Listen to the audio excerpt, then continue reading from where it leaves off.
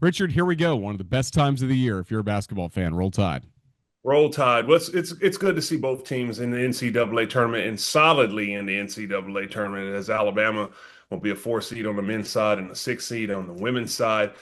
Impressive seasons. Had some struggles, but finished strong for both of those two teams.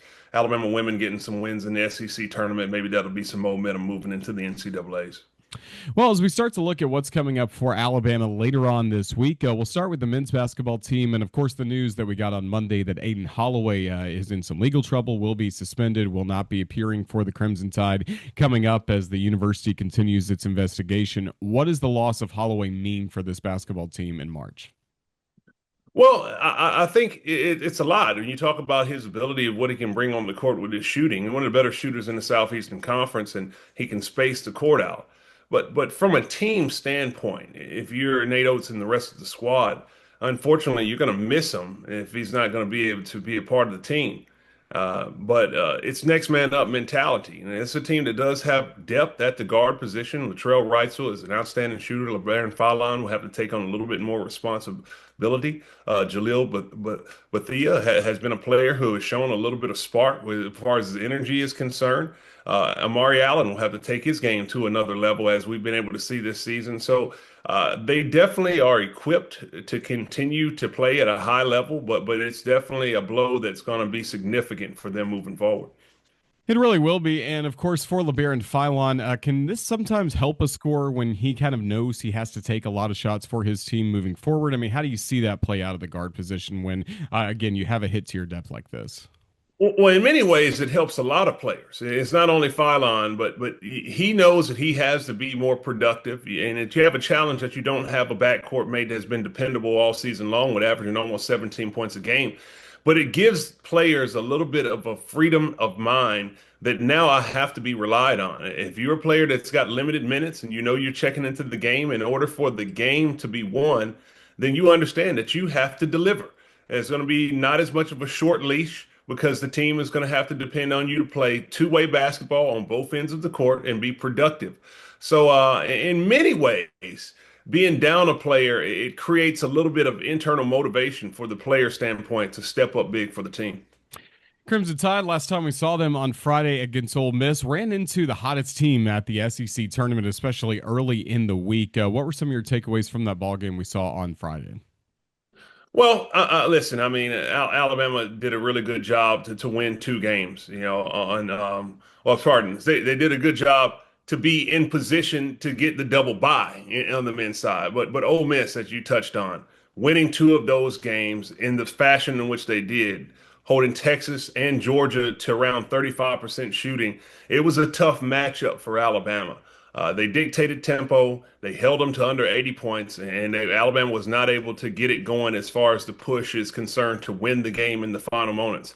However, it's March basketball, and you lose in the conference tournament. You have a chance to see if you can make it up in the NCAAs. If I'm Alabama, I'm going to have a much higher sense of urgency to not underestimate any opponent moving forward. And within that, hopefully you can learn from the mistakes and getting off of slow starts and defending for the entire 40 minutes of the game because anything can happen in March, as you can see, losing to a 15 seed in the SEC tournament. So now in the NCAA tournament, Alabama will be taking on a Hofstra team that we know produces good talent because we were the beneficiary of that with Aaron Estrada a few years ago when he came in from Hofstra to Alabama in the transfer portal. As you think about this matchup, what stands out to you about Hofstra, especially the way they play? Well, the first thing, they got a head coach in Speedy Claxton who played there that has a lot of pride. He played a number of years in the NBA as a guard. And they have two guards that are really, really good, averaging 20 points per game and around 16 points per game, respectively. So this is a team that's going to be confident. They're coming in playing Alabama, winning 11 of their last 12 games, including having a nice run moving into their conference championship. So when you see a team that's winning that many games, they're going to be confident with the mentality to come in and try to win regardless of the seed. So it's going to be a challenge. And if I'm anyone that's going to be watching Alabama, you're going to have a mentality that you're going to have to go in from the opening tip and take control because this Hofstra team can be dangerous as anyone can be in March Madness. Yeah, and seeing some of the numbers as well, they can slow things down, also have really good size in the post. So does that create some problems for Alabama in a matchup like this? Well, I think Alabama definitely has good positional size, and we have been able to see throughout the duration of the season that they have the personnel to match up with high-level teams. So this will just be another challenge of another team that has good personnel as far as what they can do inside and outside. But when it comes to tournament time, it's not necessarily about what the other team has. It's going to be about where's your mentality? Are you going to be dialed in if you're Alabama? Do you understand the moment to guard every single possession? And when you get an opportunity to make a play and a big shot, are you going to step up and knock it down when the pressure's on? That's what tournament basketball is about. And if you can win, can you quickly turn the page and refocus to get ready for another team in short notice? So the Crimson Tide men's basketball team starting play in the NCAA tournament coming up on Friday. On Saturday, the women's basketball team will get their turn going up against Rhode Island as Christy Curry has Alabama back in the big dance for a fourth straight season, 5 of the last 6 years. And like you mentioned, Richard, a little bit of momentum after what we saw from Yeah. this group in the SEC tournament. Totally. They got some things going in the SEC tournament. Just unfortunately ran into a buzzsaw in the game to move on to the semifinal. But listen, this Alabama team's been playing some quality basketball as of late. They got a big win in the end of the regular season against Florida. Struggled, but actually gave a really good performance in that senior night game against a tough Texas team. But listen, they're playing good basketball and more connected than I've seen in a while when it comes to ball movement and the passion and the depth on this team. Curry's done a phenomenal job. Good to see them back in the NCAA tournament as they're starting to be a team that's been a mainstay when it comes to playing basketball in March. And Alabama women have another really dynamic score similar to the men with LeBaron Philon, but for the women, it's really Jessica Timmons. She has put together some really fine shooting performances. Saw that against Tennessee. How important will it be for Timmons to be involved and getting some shots to fall in early against Rhode Island? Oh, it's going to be massive. For her, this is a player, Jessica Timmons, who steps up in the big moments. You talk about missing last season with the injury that she had and bouncing back with her work ethic in the offseason to come and show what she was able to do. We talked to her at SCC Media Days in the beginning of the year, and she told me, just wait and see. And I'm gonna tell you what, we've been able to see what she's been able to do. Top-notch performances in big games. She's a big-time player that's starting to bring it, and she's taking that leadership role. I'm expecting her to be ready to play in the NCAA tournament and play a really good style that's connected with the rest of the team. The synergy that she has with Carly Weathers and Tamia Scott out there on the perimeter is something that is to marvel of, as well as Diana Collins running the show, putting the players in the proper spots. This team plays well collectively, and that's what you want to see in this time of year. And one of the pieces off of the bench is Ace Austin, who came off the bench and knocked down 4 3-pointers to start the fourth quarter against Missouri in the first round of the SEC tournament. So you got to love seeing a performance like that from Ace because, as we talked about the seniors just a minute ago, it's going to be players like her moving this team forward next year. Oh, she's been phenomenal. You've been able to see the confidence grow throughout the duration of the season.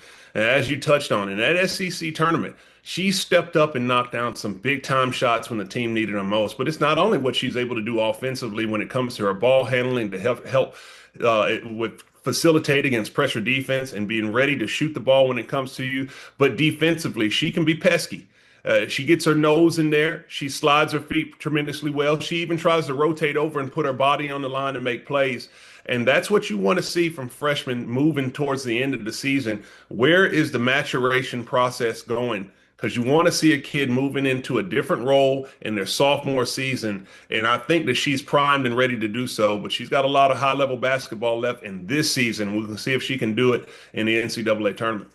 Yep, Alabama gets Rhode Island to start its run, and then possibly a second round matchup with the host team, the Louisville Cardinals, coming up on Monday. But Richard, as we start to wrap things up and kind of think globally about the NCAA tournament for both the men and the women, in terms of the SEC, both teams getting so many teams from the conference into the NCAA tournament. Obviously, we saw what Texas did against South Carolina. It's closed out the SEC tournament on the women's side, and then the men's tournament about as thrilling as we've seen in Nashville. You feel like there's some good momentum for SEC teams moving forward, really, both men's and women's?